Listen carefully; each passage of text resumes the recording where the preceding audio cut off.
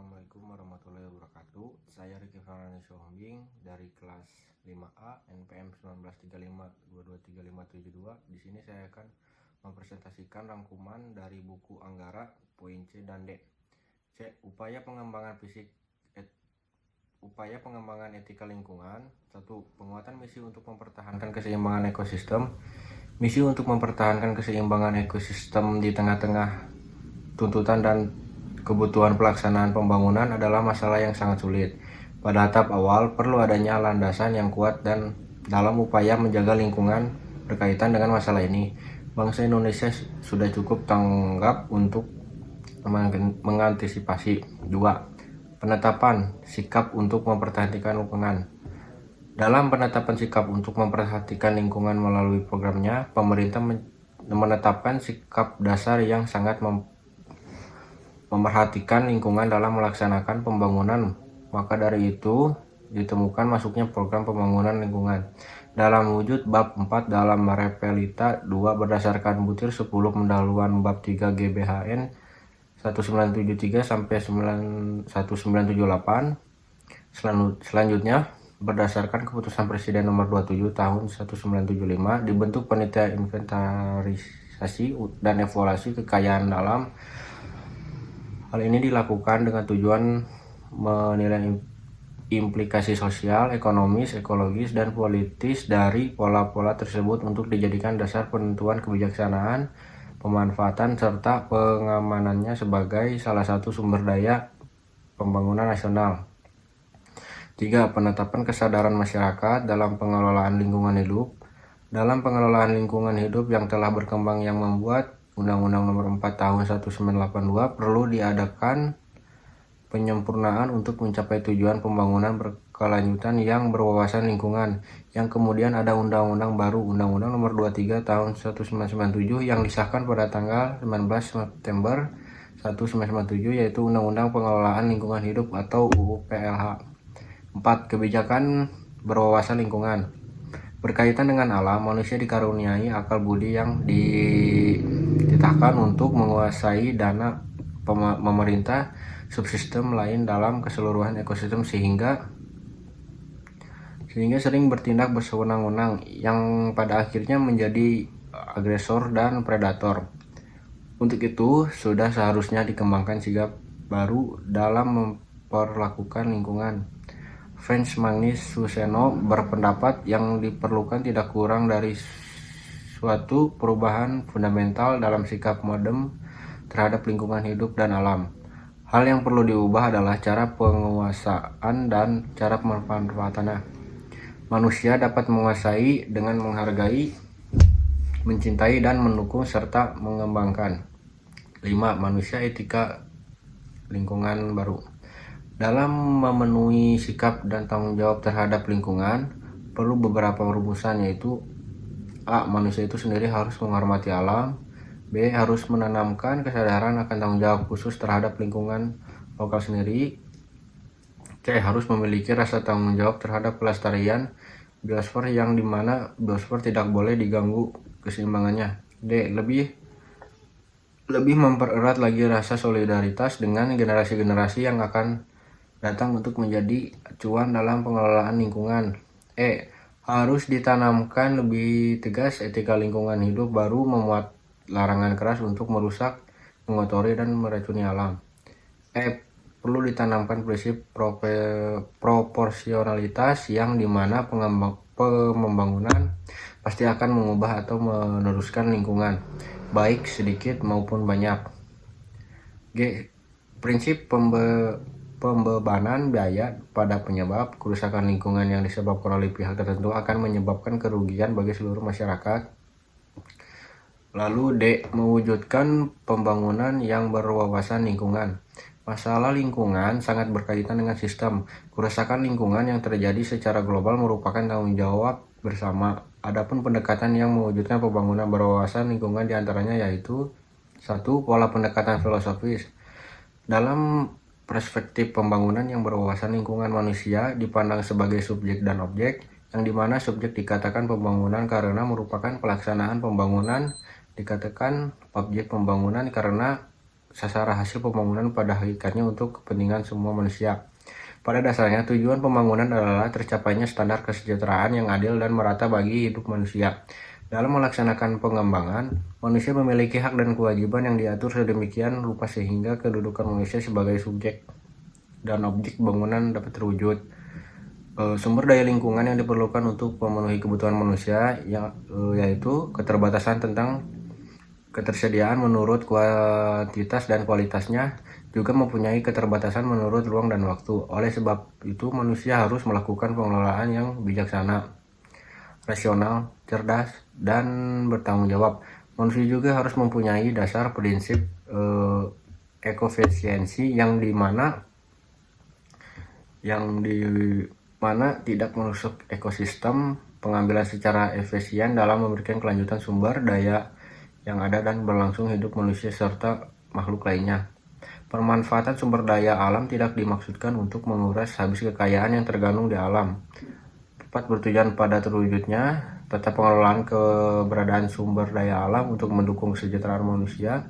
Kasus-kasus pencemaran dan kerusakan lingkungan terjadi karena tidak kebijaksanaannya perilaku manusia dan tidak cerdas mengambil tanggung jawab yang mengakibatkan ekosistem lingkungan terganggu yang akan menghambat pembangunan yang bertujuan untuk meningkatkan kesejahteraan manusia. Lalu ada pembangunan yang berwawasan lingkungan. Psikologi lingkungan merancang metode berikut. A. Membangun kesadaran untuk memperoleh kepekaan terhadap lingkungan. B. Transfer pengetahuan dengan cara membantu individu dan kelompok sosial memperoleh berbagai pengalaman tentang lingkungan. C. Pengembangan sikap, membantu individu untuk lebih memupuk kepedulian terhadap lingkungan serta mempunyai motivasi. D. Pemberian keterampilan, diberikan keterampilan dalam mengulangi masalah-masalah lingkungan. Partisipasi dan observasi, membantu individu dan kelompok sosial mengembangkan rasa tanggung jawab terhadap berbagai masalah lingkungan dan mencari untuk memecahkan masalahnya. Evaluasi dan refleksi, membantu individu dan kelompok sosial mengembangkan pola internalisasi diri atas seluruh aktivitas terhadap lingkungan. 2. Lalu pola pendekatan ekologis. A. Sikap teknokratis menurut Franz Suseno yang menjadi salah satu penyebab kerusakan lingkungan adalah sikap teknokratis itu sendiri mempunyai arti keterampilan untuk menguasai sesuatu. Sikap teknokratis diperlukan dalam kehidupan manusia. B. Sikap dikotomis yang berarti melihat dan menetapkan lingkungan berpisah dalam kehidupan manusia. Sikap ini dapat diketahui dalam hubungan manusia dan lingkungan. Beberapa pokok persoalan manusia melihat lingkungan yang sebagai berikut. 1. Dengan mempunyai dasar kepentingan itu bila negatif, bisa pula positif, bisa individu, bisa kelompok. 2. Cara memanfaatkan lingkungan. 3. Cara mengelola lingkungan. 4. Cara menyelamatkan lingkungan. Kemudian 3. Pola pendekatan psikologis. Pelaksanaan pembangunan pada dasarnya merupakan upaya memelihara keseimbangan antara lingkungan alami yang di dalamnya terdapat sumber daya alam hayati dan sumber daya alam ini hayati, dan lingkungan binaan atau sumber daya alam buatan, sehingga sifat interaksi ataupun interdependensi antar keduanya terhadap dalam keserasian yang seimbang. Dalam kaitan ini, komponen-komponen sumber daya alam untuk pembangunan harus seimbang dengan hasil atau produk bahan alam dan pembuangan limbah ke alam lingkungan, agar keseimbangan lingkungan tetap terjaga dan potensi keanekaragaman hayati tidak akan menurun kualitasnya. A. Psikologis lingkungan mendasari perilaku subjek pembangunan yang berwawasan lingkungan. Psikologi lingkungan adalah suatu disiplin yang memperhatikan dan mempelajari hubungan antara perilaku manusia dengan lingkungannya, yang menekankan studi dari transaksi di antara individu dengan setting fisiknya, yaitu individu mengubah lingkungan, sebaliknya hubungan yang saling bergantung antara manusia dan lingkungan pada saat ini akan tampak pada teori-teori yang dikembangkan pada disiplin psikologi lingkungan, bahwa secara implisit psikologi lingkungan sebagai disiplin ilmu memiliki dua fungsi, yaitu satu, memberikan pemahaman mengenai konsep-konsep dasar tentang manusia dan lingkungannya. Dua, memberikan dasar-dasar kemampuan untuk melakukan analisis mengenai permasalahan lingkungan melalui pendekatan ekologis dan penerapan bagi kehidupan manusia. B. Psikologi lingkungan beberapa dalam kebijakan pembangunan nasional yang berwawasan lingkungan.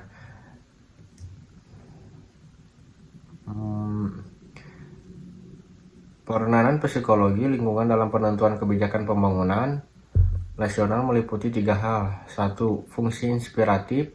Fungsi ini dimaksud bahwa psikologi lingkungan digunakan sebagai dasar petunjuk pemahaman dan analisis kritis dan menentukan kebijakan pembangunan yang berwawasan lingkungan sebagai berikut. A. Prinsip kedaulatan negara atas sumber daya alam dipergunakan untuk kemakmuran rakyat dan tanggung jawab negara untuk mencegah dampak lingkungan